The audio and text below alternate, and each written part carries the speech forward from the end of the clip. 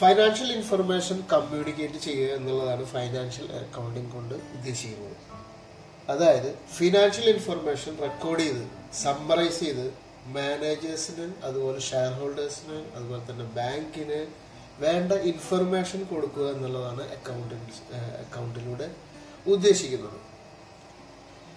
ഇനി ഇതെങ്ങനെ ചെയ്യണം എന്നുള്ളതിനെ പറ്റി സംസാരിക്കുകയാണെങ്കിൽ, അതായത് accounting assumption, concept and principles, ഇതാണ് ഇതിന്റെ ഫൗണ്ടേഷൻ പില്ലേഴ്സ്. അതായത് ഇതിന്റെ ബേസിലാണ് ഈ അക്കൗണ്ട്സ് വർക്ക് നമ്മൾ ബിൽഡ് ചെയ്തെടുക്കേണ്ടത്. അപ്പോൾ foundation pillars on which the structure of accounting is based.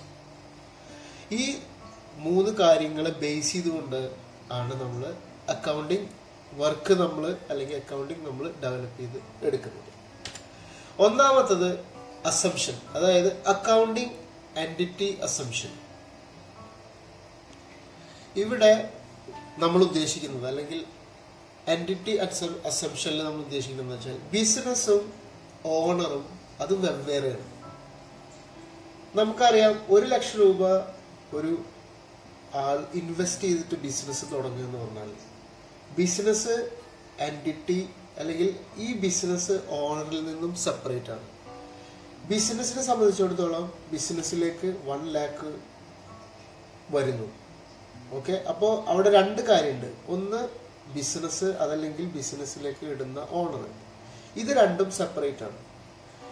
ഈ ബിസിനസിനെ സംബന്ധിച്ചിടത്തോളം 1 lakh വരുമ്പോൾ അത് ഒരു ലയബിലിറ്റി എന്നാണ് നമ്മൾ ചുരുക്കി പറഞ്ഞാൽ വരുന്നത്. കാരണം ഈ എമൗണ്ട് ബിസിനസ് ഈ ഓണർക്ക് തിരിച്ചു കൊടുക്കേണ്ടതുണ്ട്. ഓക്കെ, അപ്പൊ ബിസിനസ് സെപ്പറേറ്റ് ആണ് ഓണറിൽ നിന്നും. അപ്പൊ നമുക്ക് ഇങ്ങനെ ചുരുക്കി പറയാനുള്ളത് business is treated as a unit or entity. അത് സെപ്പറേറ്റ് ഒരു യൂണിറ്റ് ആണ്. Okay, proprietor or business concern is always considered to be separate. മനസ്സിലാവുണ്ടാവുമെന്ന് വിചാരിക്കുന്നു. Even the proprietor is treated as a creditor to the extent of his capital. അതായത് ഈ owner എന്ന് പറഞ്ഞ ആള് ബിസിനസ്സിൽ പൈസ ഇൻവെസ്റ്റ് ചെയ്താൽ ഈ ബിസിനസ് അത് തിരിച്ചു കൊടുക്കേണ്ടതുണ്ട്. അതുകൊണ്ട് തന്നെ ഈ ബിസിനസ് സ്റ്റേറ്റ്മെന്റിൽ ക്രെഡിറ്റേഴ്സ് എന്ന സൈഡിലാണ് ക്യാപിറ്റൽ എന്ന് പറഞ്ഞിട്ട് നമ്മൾ മെൻഷൻ ചെയ്യുന്നത്. അപ്പൊ മോറൽ ഓഫ് ദി സ്റ്റോറി എന്ന് പറഞ്ഞാൽ ബിസിനസ് എന്ന് പറഞ്ഞാൽ സെപ്പറേറ്റ് ഒരു യൂണിറ്റ് ആണ്. അത് ഓണറിൽ നിന്നും സെപ്പറേറ്റ് ആണ്. ഓണർ വേറെ, ബിസിനസ് വേറെ. ഓക്കെ, അതാണ് ഈ ഒരു അസംഷൻ കൊണ്ട് ഉദ്ദേശിക്കുന്നത്. എന്തൊക്കെ പറഞ്ഞാലും ഒരു ദിവസം ഈ ബിസിനസ് ക്യാപിറ്റൽ ഓണർക്ക് തിരിച്ചു കൊടുക്കേണ്ടിയിരിക്കുന്നു. ഓക്കെ, അപ്പൊ രണ്ടാമത്തെ നമുക്ക് നോക്കാം. രണ്ടാമത്തെ അസംഷൻ എന്ന് പറഞ്ഞാൽ മണി മെഷർമെന്റ് അസംഷൻ എന്നാണ്. Financial nature R recorded. Okay, അതായത് നമ്മൾ ഈ അക്കൗണ്ടിങ്ങിൽ റെക്കോർഡ് ചെയ്യുന്ന സമയത്ത്, ട്രാൻസാക്ഷൻസ് റെക്കോർഡ് ചെയ്യുന്ന സമയത്ത് അതെല്ലാം സെപ്പറേറ്റ് ഹെഡായിട്ടാണ് നമ്മൾ എൻ്റർ ചെയ്യുക. അതായത് purchase, sales, payments and receipt എന്ന സെപ്പറേറ്റ് ഹെഡായിട്ടാണ് നമ്മളത് റെക്കോർഡ് ചെയ്യുക. എല്ലാ ട്രാൻസാക്ഷനും മണി, അതായത് ക്യാഷ് അടിസ്ഥാനത്തിൽ വാല്യൂ ആണ് നമ്മൾ ഇതിൽ എഴുതി ചേർക്കുന്നത്. അതായത് മണി മെഷർമെന്റ് ആണ്. എല്ലാറ്റിനും ഒരു വാല്യൂ ഉണ്ടായിരിക്കും. വാല്യൂ ഇല്ലാത്തതൊന്നും നമ്മൾ എഴുതിയിട്ടില്ല. ഉദാഹരണത്തിൽ നമ്മളിപ്പോൾ എന്തെങ്കിലും ഒരു സ്ട്രൈക്കോ എന്തെങ്കിലും ആയിട്ടൊരു 1 month അല്ലെങ്കിൽ ഒരു 10 days ഒക്കെ നമ്മൾ ഷോപ്പ് അടച്ചിട്ടാലും ബിസിനസ് നമ്മൾ ക്ലോസ് ഡൗൺ ചെയ്താലും ഫോർ ദ സ്മോൾ പീരീഡിന് വേണ്ടി നമ്മൾ അടച്ചിട്ടാലും ഉണ്ടാകുന്ന ലോസ്, അതായത് ഇപ്പം നമ്മൾ സ്റ്റേറ്റ്മെന്റിൽ ഹർത്താലായ കാരണം അല്ലെങ്കിൽ സ്ട്രൈക്ക് ആയ കാരണം അടച്ചിട്ടു എന്നുള്ളതല്ല ഇത്. അപ്പം ലോസ് വരുമ്പോൾ അത് ഏത് ലോസാണ് എന്നുള്ളത് തന്നെ ഫൈനാൻഷ്യൽ, അതായത് മണി മെഷർമെന്റിന് തന്നെ നമ്മളത് എഴുതി ചേർക്കേണ്ടതുണ്ട്. ഓക്കെ, അപ്പോൾ എല്ലാ ഡീറ്റെയിൽസും എല്ലാ ട്രാൻസാക്ഷൻസും മണീനെ ബേസ് ചെയ്തിട്ടാണ്, ക്യാഷിനെ ബേസ് ചെയ്തിട്ടാണ് നമ്മൾ റെക്കോർഡ് ചെയ്യുന്നത്. ഇതാണ് ഇതുകൊണ്ട് ഉദ്ദേശിക്കുന്നത്. അക്കൗണ്ടിങ് പീരീഡ് അസംഷൻ, അതാണ് അടുത്തത്. അക്കൗണ്ടിങ് പീരീഡ് അസംഷൻ എന്ന് പറഞ്ഞാൽ നമ്മളെ ഈ ബാങ്ക് അല്ലെങ്കിൽ ഇതിന് റിലേറ്റഡ് ആയിട്ടുള്ള യൂസേഴ്സ്, നമ്മളെ share holders, cap owners, government, ഇവർക്ക് എല്ലാവർക്കും അറിയേണ്ടത് ബിസിനസിന്റെ ഒരു ദിവസത്തെയോ 2 ദിവസത്തെയോ റിപ്പോർട്ടല്ല. അവർക്ക് വേണ്ടത് ഒരു പീരീഡിലാണ്, ഒരു 1 ഇയർ പീരീഡ്. ഒരു 1 ഇയർ പീരീഡിന്റെ റിപ്പോർട്ടാണ്, അതിന്റെ സ്റ്റേറ്റ്മെന്റ് ആണ് ഈ യൂസേഴ്സിനെല്ലാം വേണ്ടത്. അതായത് ഈ ബിസിനസിന്റെ മാനേജേഴ്സിന്, അതുപോലെ അതിന്റെ എൻഡ് യൂസേഴ്സിനായിട്ടുള്ള, അതായത് ബാങ്കും ഗവൺമെന്റ് സ്ഥാപനം അതുപോലെ ഷെയർ ഹോൾഡേഴ്സ്, ഇവർക്ക് എല്ലാവർക്കും അറിയേണ്ടത് ഒരു നിശ്ചിത പീരീഡിലെ ഇൻഫർമേഷൻ ആണ്. പ്രോഫിറ്റ് ആണോ ലോസ് ആണോ, അതല്ലെങ്കിൽ അതിന്റെ എല്ലാ കാര്യങ്ങളും അറിയേണ്ടത് 1 ഇയർ അടിസ്ഥാനപ്പെടുത്തിയിട്ടാണ്. ഇപ്പോൾ നമ്മുടെ നാട്ടിലെ, അതായത് ഇന്ത്യൻ അക്കൗണ്ട്സ് കീപ്പ് ചെയ്യുന്നത്, അവരുടെ ഫൈനാൻഷ്യൽ പീരീഡ് എന്ന് പറഞ്ഞാൽ 1 ഏപ്രിൽ മുതൽ 31 മാർച്ച് വരെ എന്നുള്ളതാണ് 1 ഇയർ പീരീഡ്. അങ്ങനെ ഒരു നിശ്ചിത പീരീഡ് ഉണ്ടായിരിക്കണം എന്നതാണ് ഇതുകൊണ്ട് ഉദ്ദേശിക്കുന്നത്. അടുത്തത് നമുക്ക് നോക്കാം ഗോയിങ് കൺസേൺ അസംഷൻ എന്നാണ്. അതായത് business will exist four A long period. നമ്മൾ ഇതിന്റെ കാൽക്കുലേഷൻസ് ഇപ്പൊ നമ്മൾ സിമ്പിളായിട്ട് ചിന്തിക്കുകയാണെങ്കിൽ, നമ്മൾ നമ്മളെ സ്ഥാപനത്തിലേക്ക് വേണ്ടി മെഷീനറീസ് വാങ്ങിക്കുന്നു, അതുപോലെ ബിൽഡിങ്സ് കാര്യങ്ങൾ ചെയ്യുന്നു, അതുപോലെ എല്ലാ പ്ലാനിങ്ങുകളും ചെയ്യുന്നത് ഇത് നിലനിൽക്കും എന്നുള്ള ഒരു കൺസെപ്റ്റിലാണ്, അല്ലെങ്കിൽ ഒരു അസംഷനിലാണ്. ഇത് not for few days, not for 1 month, not for 1 year, at least long time. ഇത് ഒരു വലിയ ഒരു ലോങ് ടൈമിനെ ബേസ് ചെയ്തിട്ടാണ് നമ്മൾ ഈ ബിസിനസ് പ്ലാൻ ചെയ്യുന്നത്.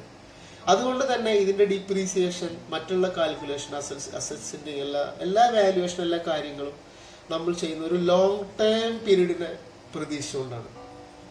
ഓക്കെ, അപ്പോൾ ഇത് ആണ് ഇതിന്റെ മറ്റൊരു സംഭവം എന്ന് പറഞ്ഞാൽ ഗോയിങ് കൺസേൺ അസംഷൻ. ഇത് not for 1 month, not for 1 year, ഇത് ഇസ് ഫോർ ലോങ് പീരീഡ്. അതാണ് ഇതുകൊണ്ട് ഉദ്ദേശിക്കുന്നത്. നമ്മളെല്ലാ ട്രാൻസാക്ഷൻസും എല്ലാം തന്നെ ഈ ഒരു ബേസിലാണ് നമ്മൾ പോയിന്റ് ഔട്ട് ചെയ്തിട്ടാണ് നമ്മളിത് റെക്കോർഡ് ചെയ്യുന്നത്. ഓക്കെ, നമുക്കറിയില്ല ഇത് ലോങ് ടൈം പോവില്ല എന്ന് അറിയില്ലെങ്കിൽ കൂടി ഇങ്ങനെ ഒരു അസംഷൻ ഉണ്ട്. ഇത് ലോങ് ടൈം എന്നുള്ള ബേസിലാണ് നമ്മൾ ഇത് കാര്യങ്ങൾ നീക്കുന്നത്. ഒന്നും കൂടി ഇതിനെ പറ്റിയിട്ട് ഡീറ്റെയിൽ പറയാന്നുണ്ടെങ്കിൽ, ഇപ്പോൾ ഉദാഹരണം നമ്മളൊരു മെഷീനറി വാങ്ങിച്ചു, അത് നമ്മളൊരു ലോങ് ടൈം പീരീഡിലേക്കുള്ള പ്ലാനിങ്ങിലാണ് നമ്മൾ വാങ്ങിക്കുന്നത്. അപ്പോൾ ഇതിന്റെ ഡിപ്രീസിയേഷൻ എന്ന് പറഞ്ഞാൽ എവറി ഇയർ നമ്മൾ ഇതിന്റെ ഡിപ്രീസിയേഷൻ എഴുതി വെച്ചിട്ടാണ് നമ്മൾ ഒരു 10 വർഷം കൊണ്ടാണ് ഈ ഒരു എമൗണ്ടിനെ നമ്മൾ റിക്കവർ ചെയ്യുന്നത്. ഓക്കെ, മനസ്സിലായിട്ടുണ്ടാവുന്ന കാര്യം. അപ്പോൾ ഇത്രയും കാര്യങ്ങളാണ് ഇതിന്റെ അസംഷൻസ്. അതായത് ഈ 4 കാര്യങ്ങൾ, ഇതിന്റെ ബേസിലാണ് അക്കൗണ്ട് സ്റ്റാൻഡ് ചെയ്യുന്നത്. ഓക്കെ, ഇനി നമുക്ക് നോക്കാം ബേസിക് കോൺസെപ്റ്റ് ഓഫ് അക്കൗണ്ടിങ് എന്ന് പറഞ്ഞാൽ ബിസിനസ് ട്രാൻസാക്ഷൻസ് റെക്കോർഡ് ചെയ്യുന്നത് ഈ ഒരു കോൺസെപ്റ്റിന്റെ അടിസ്ഥാനത്തിലാണ്. ഈ ഒരു കൺസെപ്റ്റ്സിന്റെ ഗൈഡ് ലൈനിലൂടെയാണ് ഈ ട്രാൻസാക്ഷൻസ് നമ്മൾ റെക്കോർഡ് ചെയ്യുന്നത്. ഓക്കെ, അപ്പൊ ഏതൊക്കെയാണ് അതിന്റെ കോൺസെപ്റ്റ് എന്ന് നമുക്ക് നോക്കാം. ഒന്ന്, ഡ്യുവൽ ആസ്പെക്ട് കൺസെപ്റ്റ്. ഇപ്പൊ നമ്മൾ യൂസ് ചെയ്യുന്നത് മെയിൻ ആയിട്ട് ഡബിൾ എൻട്രി സിസ്റ്റമാണ്. അതായത് double entry system of book keeping. ഇതില് നമുക്ക് പറയാം 2 ആസ്പെക്ട്സ് ഉണ്ടായിരിക്കും. ഒന്ന് receiving concept and giving concept. മൂന്നാമത്തത് when a business acquires an asset, യാനി receiving of benefits, it must pay cash, അത് ഗിവിംഗ് ഓഫ് ബെനിഫിറ്റ്. എന്ന് പറഞ്ഞാൽ നമ്മളൊരു ട്രാൻസാക്ഷൻസ് ചെയ്യുമ്പോൾ, റെക്കോർഡ് ചെയ്യുമ്പോൾ, അതിന്റെ 2 വശങ്ങളും നമ്മൾ കാണുന്നുണ്ട്. സാലറി പെയ്ഡ് ചെയ്തു എന്ന് പറഞ്ഞാൽ അതിൽ 2 അക്കൗണ്ട് ഉള്ളത്. ഒന്നെന്ന് പറഞ്ഞാൽ സാലറി എന്ന് പറഞ്ഞ ഒരു ഹെഡും നമ്മൾ മെയിൻറ്റെയിൻ ചെയ്യുന്നുണ്ട്. അതുപോലെ ക്യാഷ് ആണ് പോകുന്നത്, ഈ ക്യാഷിനെ നമ്മൾ റെക്കോർഡ് ചെയ്യുന്നുണ്ട്. അപ്പോൾ ഇങ്ങനെ ഒരു ട്രാൻസാക്ഷനിലെ 2 വശങ്ങളിൽ നമ്മൾ റെക്കോർഡ് ചെയ്യുന്നതിനാണ് നമ്മളെ ഡബിൾ എൻട്രി എന്ന് പറയുന്നത്. അതുപോലെ എന്തായാലും ഇപ്പൊ അസറ്റ് വാങ്ങിച്ചു, അസറ്റ് വാങ്ങിക്കുമ്പോഴും 2 എൻട്രി നമ്മൾ കീപ്പ് ചെയ്യുന്നുണ്ട്. ഓൾമോസ്റ്റ് എല്ലാ ട്രാൻസാക്ഷനും ഡബിൾ എൻട്രി ഈ സിസ്റ്റത്തിലാണ് നമ്മൾ റെക്കോർഡ് ചെയ്യുന്നത്. ഇതിനാണ് പറയുന്നത് ഡ്യുവൽ ആസ്പെക്ട് കൺസെപ്റ്റ് എന്ന്. അപ്പോൾ 2 ആസ്പെക്ട്സ് ആണ് ഇതിനകത്തുള്ളത്. 2 ആസ്പെക്ട് ഉണ്ട്. ഒന്ന് receiving benefit and giving benefit. ഒന്ന് കൊടുക്കുന്ന ആള്, മറ്റൊന്ന് റിസീവ് ചെയ്യുന്ന ആള്. ഇങ്ങനെ 2 ആയിട്ടാണ് നമ്മൾ ഇതിൽ റെക്കോർഡ് ചെയ്യുക. അടുത്ത പോയിന്റ് നമുക്ക് നോക്കാം. റവന്യൂ റിയലൈസേഷൻ കോൺസെപ്റ്റ് ആണ്. Revenue is considered as the income earned the date when it is realised എന്ന് പറഞ്ഞാൽ, ഒരു ഉദാഹരണത്തിലൂടെ പറയാം. നമ്മളൊരു കാറ് സെല്ല് ചെയ്യുമ്പോൾ നമുക്ക് ക്യാഷ് വരും. അപ്പോൾ അത് റവന്യൂ ആണ്. റവന്യൂ ലാഭത്തിന് എഫക്റ്റ് ചെയ്തു എന്നാണ്. എന്നാൽ ഇത് എപ്പോഴാണ് റെക്കോർഡ് ചെയ്യേണ്ടത് എന്നുള്ളതാണ്. ക്യാഷ് സെയിം ടൈം, അതായത് ഇപ്പോൾ നമ്മൾ സെല്ല് ചെയ്തു, സെയിം ടൈം നമ്മൾ ക്യാഷ് വന്നു, അല്ലെങ്കിൽ സെയിൽ നടന്നു, ക്യാഷ് വന്നു, ഈ സമയത്താണ് നമ്മളത് റെക്കോർഡ് ചെയ്യേണ്ടത്.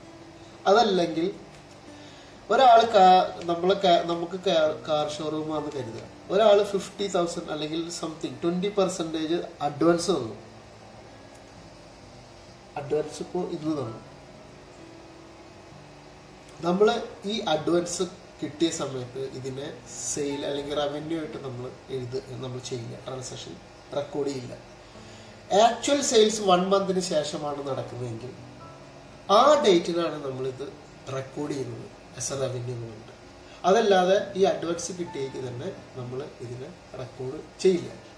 ഇതാണ് അതിൻ്റെ ചുരുക്കി പറഞ്ഞുള്ള കാര്യം.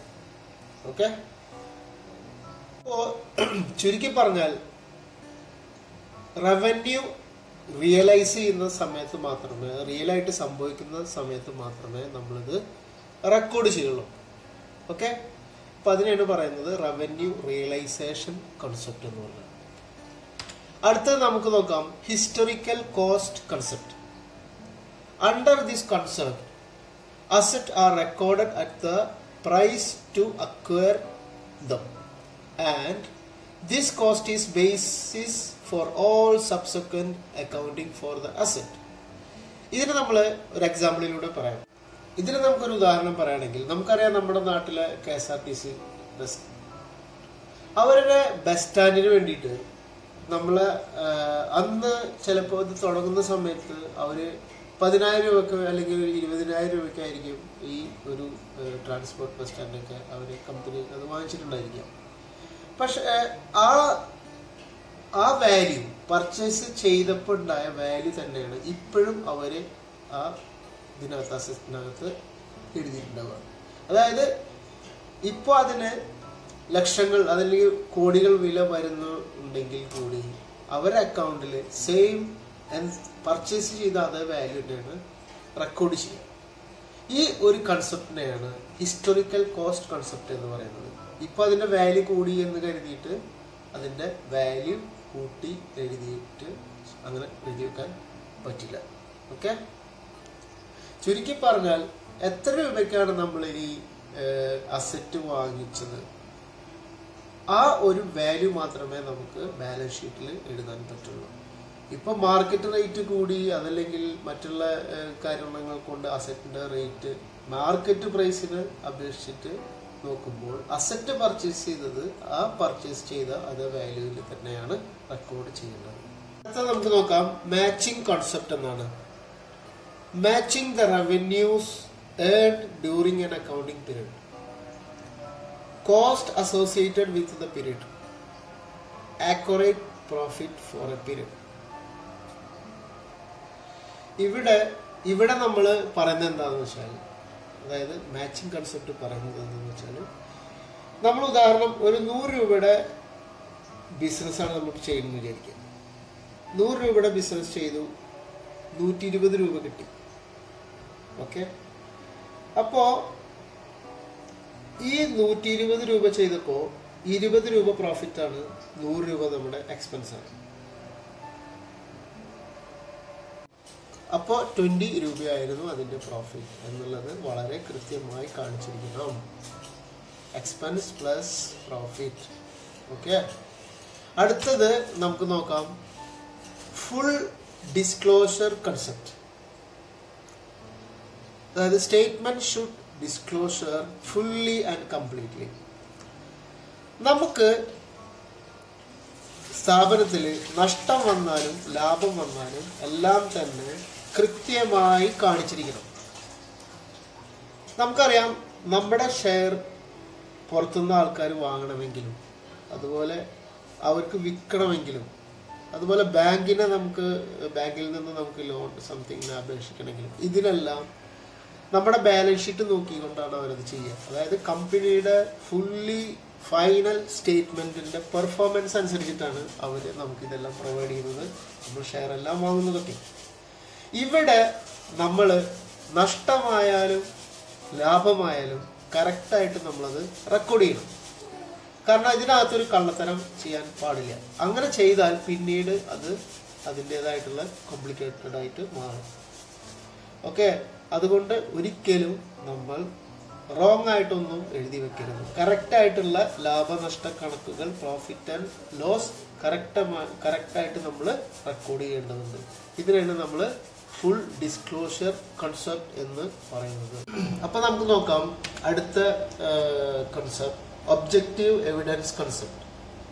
And advocate evidence to support it.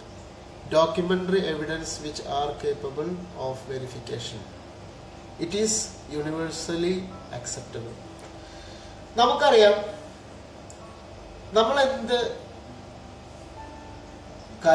എന്ത് ട്രാൻസാക്ഷൻ നമ്മൾ ചെയ്യുകയാണെങ്കിൽ അതിനെല്ലാം ഒരു എവിഡൻസ് വേണം. അതായത് ഒരു ട്രാൻസാക്ഷൻ നമ്മൾ ചെയ്തു, എക്സ്പെൻസ് അല്ലെങ്കിൽ പർച്ചേസ്, ഇതെല്ലാം നമ്മൾ ചെയ്യുകയാണെങ്കിൽ അതിന് കറക്റ്റായിട്ടുള്ള എവിഡൻസ് വേണം, അത് സപ്പോർട്ട് ചെയ്യണം. അതായത് നമ്മൾ പേയ്മെന്റ് ചെയ്യുന്നതെങ്കിൽ അതിൻ്റെ പേയ്മെന്റ് വൗച്ചർ ഉണ്ടാക്കണം. നമ്മൾ പർച്ചേസ് ആണ് ചെയ്യുന്നതെങ്കിൽ പർച്ചേസിന് പ്രോപ്പറായിട്ടുള്ള ബില്ല് വേണം. നമുക്കറിയാം, ഫിനാൻഷ്യൽ സ്റ്റേറ്റ്മെന്റ് അല്ല ഇതെല്ലാം നമ്മൾ ഓഡിറ്റിങ്ങിന് വിധേയമാക്കുമ്പോൾ ഓഡിറ്റേഴ്സ് അത് കറക്റ്റാണെന്ന് വ്യാഖ്യാനിക്കുന്നത്, അതായത് അതിന് വാലിഡിറ്റി ഉണ്ടാവുന്നത് അതിൻ്റെ സപ്പോർട്ടിംഗ് ഡോക്യുമെന്റ്സ് പ്രോപ്പർ ആണെങ്കിൽ മാത്രമാണ് അത് വാലിഡിറ്റി ഉണ്ടാവുള്ളൂ. അപ്പോൾ എല്ലാ ട്രാൻസാക്ഷൻസും എല്ലാറ്റിനും കറക്റ്റായിട്ടുള്ള കൃത്യമായിട്ടുള്ള സപ്പോർട്ടിംഗ് ഡോക്യുമെന്റ്സ് ഉണ്ടാകേണ്ടതുണ്ട്. അതാണ് ഈ ഒബ്ജക്റ്റീവ് എവിഡൻസ് കൺസെപ്റ്റ് എന്നതുകൊണ്ട് ഉദ്ദേശിക്കുന്നത്. ഇനി നമ്മൾ അസംഷൻ കണ്ടു, കോൺസെപ്റ്റ് കണ്ടു. ഇതെല്ലാം ഇനി ഏത് രൂപത്തിൽ നമുക്ക് ചെയ്യാം, ഇതെല്ലാം എങ്ങനെ പ്രാക്ടിക്കലാക്കിയിട്ട് ചെയ്യാം. അപ്പൊ അതിന്റെ കുറച്ച് പ്രിൻസിപ്പിൾസ് നമുക്ക് വന്നിട്ടുണ്ട്, അത് നോക്കാം. ഒന്നാമത്തെ, cost benefit principle. This modifying principle state that the cost of applying a principle should not be more than the benefit derived from it. അതായത് നമ്മളിപ്പോ ഒരു കാര്യം നമ്മൾ ബിസിനസ് ഇംപ്ലിമെന്റ് ചെയ്യാൻ, ഉദാഹരണം ഒരു പ്രോഡക്റ്റ് എടുത്ത് അത് പ്രൊഡക്ഷൻ ചെയ്യുമ്പോൾ അതിൻ്റെ എല്ലാ എക്സ്പെൻസസും വന്നിട്ട് അതിൻ്റെ കോസ്റ്റ് 100 രൂപയാണെന്ന് കരുതുക. പക്ഷെ ഇത് നമുക്ക് ഒരിക്കലും 100 രൂപയ്ക്കോ 105 രൂപയ്ക്കോ 110 രൂപയ്ക്കോ സെല് ചെയ്യാൻ പറ്റില്ല. കാരണം മാർക്കറ്റിൽ ഇത് ഓൾറെഡി നമുക്ക് ബിലോ 100ന്റെ താഴെ നമുക്ക് അവൈലബിൾ ആണ്, കിട്ടുന്നുണ്ട്. ഇതിൽ ക്വാളിറ്റി ഉള്ള സാധനം ഇതിൽ കുറഞ്ഞ വിലക്ക് കിട്ടുന്നു എങ്കിൽ ഇത് എഫക്റ്റീവ് അല്ല. നമ്മുടെ പ്രോഡക്റ്റിന് എപ്പോഴും, അല്ലെങ്കിൽ നമ്മളെ ഈ ഉണ്ടാക്കിയെടുക്കുന്ന പ്രോഡക്റ്റിന് അത് നമ്മളുടെ കോസ്റ്റ് കൺട്രോളിങ്ങിലൂടെ ചെലവ് കുറച്ച് പ്രൊഡക്ഷൻ നടത്തിയാൽ മാത്രമേ ഇത് സക്സസ്ഫുൾ ആവുള്ളൂ. മനസ്സിലാവുന്നുണ്ടാന്ന് വിചാരിക്കുന്നു. ഇപ്പൊ ഉദാഹരണം, ഒരു ഹോട്ടലിൽ നല്ല ഫുഡ് ഉണ്ട്. ഇവിടെ ഒരു ഭക്ഷണത്തിന് 50 രൂപ എന്ന് കരുതുക, അല്ലെങ്കിൽ 100 രൂപ എന്ന് കരുതുക, അല്ലെങ്കിൽ 100 രൂപ എന്ന് കരുതുക. സെയിം വേറൊരു ഹോട്ടലുണ്ട്, അവിടെയും ഇതേ ക്വാളിറ്റിയുള്ള ഫുഡ് നമുക്ക് കിട്ടുന്നത് 150 രൂപക്കോ 200 രൂപക്കോ ആണെങ്കിൽ സ്വാഭാവികമായിട്ടും ഇത് ഫ്ലോപ്പ് ആവും. അപ്പം നമ്മളത് കോസ്റ്റ് മെയിൻറ്റെയിൻ ചെയ്തിട്ട് പ്രോഫിറ്റ് ഉണ്ടാക്കാൻ പറ്റുന്ന ഒരു ബിസിനസ് പ്രിൻസിപ്പിൾസ് ആയിരിക്കണം. ഓക്കെ, അതാണ് കോസ്റ്റ്. അപ്പോൾ അതാണ് കോസ്റ്റ് ബെനിഫിറ്റ് പ്രിൻസിപ്പിൾ എന്ന് പറഞ്ഞത്. അടുത്തത് മെറ്റീരിയാലിറ്റി പ്രിൻസിപ്പിൾ. ഇവിടെ see this, unimportant and immaterial information are either left out or merged with other items.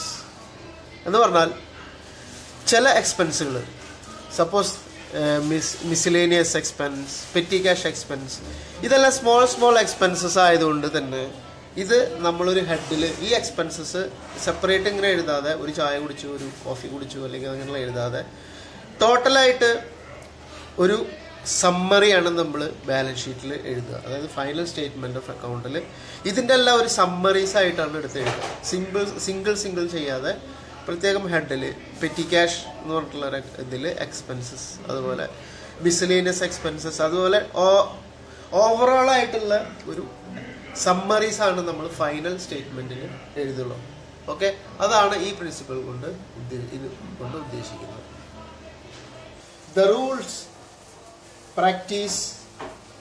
practices, concepts and principles used in accounting should be continuously observed and applied year after year. ഇപ്പോൾ ഉദാഹരണം 20% ആണ് നമ്മൾ depreciation calculate ചെയ്ത method എങ്കിൽ ഇത് long ടൈമിൽ ഇതേ പെർസെൻറ്റേജിൽ തന്നെ ആയിരിക്കും നമ്മൾ ചെയ്യേണ്ടത്. അപ്പോൾ ഓരോ പ്രാവശ്യം ചെയ്യുന്ന ഈ കൺസെപ്റ്റുകളും അല്ലെങ്കിൽ അക്കൗണ്ടിങ് സിസ്റ്റം തന്നെ ആയിരിക്കണം നമ്മൾ ഫ്യൂച്ചറിലും കണ്ടിന്യൂ ചെയ്യേണ്ടത്. അടുത്തത് പ്രൊഡൻസ് അല്ലെങ്കിൽ കൺസർവേറ്റീസം പ്രിൻസിപ്പിൾസ് എന്താണെന്ന് നമുക്ക് നോക്കാം. ഇത് എന്താണെന്ന് ചോദിച്ചാൽ നമ്മളുടെ ബിസിനസ്സിൽ വരാൻ ചാൻസ് ഉള്ള എല്ലാ ലോസസും നമുക്ക് കൺസിഡർ ചെയ്യണം. നമ്മൾ സ്റ്റേറ്റ്മെന്റിൽ എഴുതി വെക്കുമ്പോൾ, അടുത്ത വർഷത്തേക്കുള്ളതിൽ എഴുതി വെക്കുമ്പോൾ എല്ലാ ലോസസും നമ്മൾ എഴുതി വെക്കണം.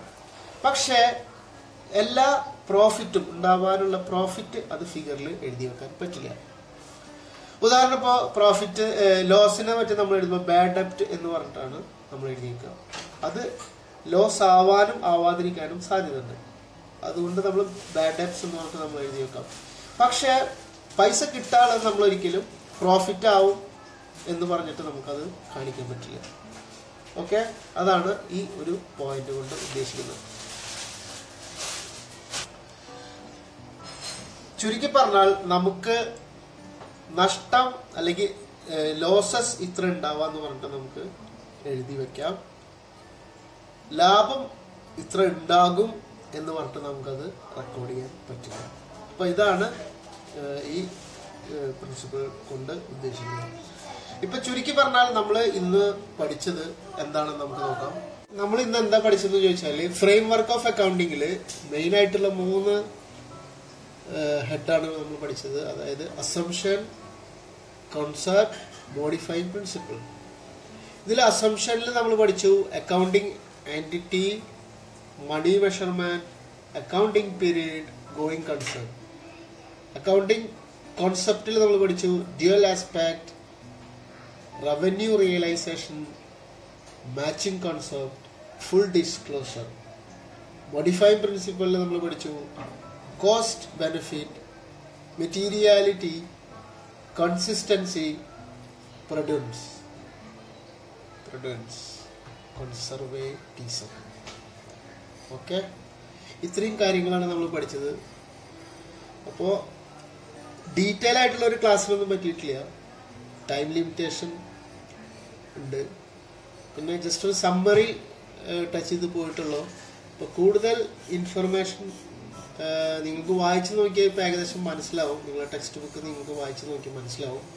ഇനി എന്തെങ്കിലും ഡൗട്ട്സും കാര്യങ്ങളും എൻ്റെ സൈഡിൽ നിന്ന് ക്ലിയർ ചെയ്ത് വേണമെന്നുണ്ടെങ്കിൽ നിങ്ങൾ മെസ്സേജ് ചെയ്യുക, കമൻ്റ് അയക്കുക. അപ്പം ഞാനത് നിങ്ങൾക്ക് ക്ലിയർ ചെയ്ത് തരുന്നതാണ്. ഓക്കെ, അപ്പം ഇനി വീണ്ടും ഒരു വീഡിയോ ആയിട്ട് വരുന്നത് വരെ വെയിറ്റ് ചെയ്യാം. ഓക്കെ.